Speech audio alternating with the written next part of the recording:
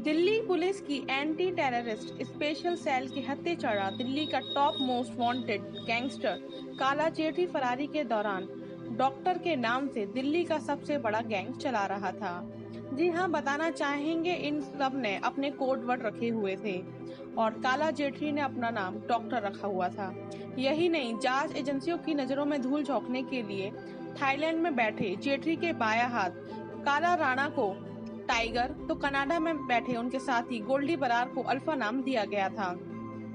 देश विदेश में बैठी अल्फा, टाइगर और डॉक्टर की तिगड़ी अपने गुर्गों के जरिए अपराध को अंजाम दे रही थी।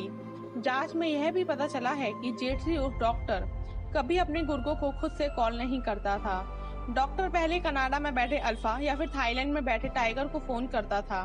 फिर जिससे भी बात करनी होती थी उससे अल्फा या टाइगर डॉक्टर की बात कराते थे। डॉक्टर का नंबर किसी गुर्गे या मुखबिर के जरिए पुलिस को ना मिले, इसके लिए वह सीधे तौर पर अल्फा और टाइगर के अलावा किसी को भी कॉल नहीं करता था।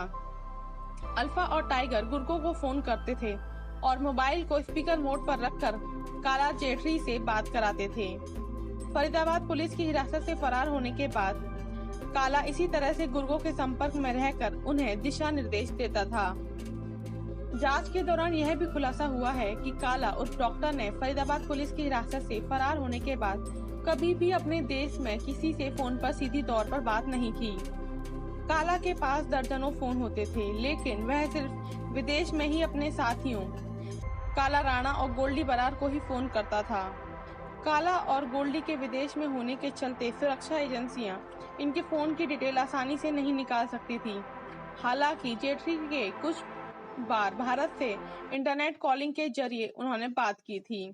गैंगस्टर काला के भारतीय नेटवर्कों के गुर्गों और शूटरों से बात करने की जिम्मेदारी जटेरी के साथ दबोची गई राजस्थान की लेडी डॉन अनुराधा उर्फ अनुराग उर्फ मैडम बिंज उर्फ रिवॉल्वर रानी संभालती थी। हालांकि वह भी सीधे तौर पर बहुत ही कम गैंगों के साथ फोन पर बात करते जुड़ती थी। ज्यादातर वह इंटरनेट कॉलिंग का ही इस्तेमाल करती थी। वह भी इसलिए क्योंकि राजस्थान के गैंगस्टर आनंदपाल के मारे जाने के बाद वह गैंग की कमान खुद संभाल रही थी। अनुराधा भी अक्सर नंबर बदलती रहती थी ताकि एजेंसियां उन तक न पहुंच सके। लेडी डॉन से काला जेठरी की मुलाकात जेल में बंद गैंगस्टर लॉरेंस बिश्नोई के जरिए हुई थी।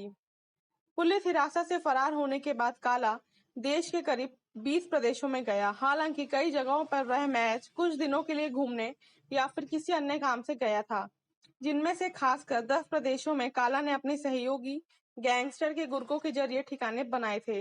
इन गुर्गों में से कुछ जेल में बंद हैं, जिन पर नेटवर्क के जरिए उसे मदद पहुंचाने का आरोप है। वहीं कुछ ऐसे भी हैं जिन पर जमानत पर बाहर आने के बाद काला को ठिकाना मुहैया कराने का आरोप भी है।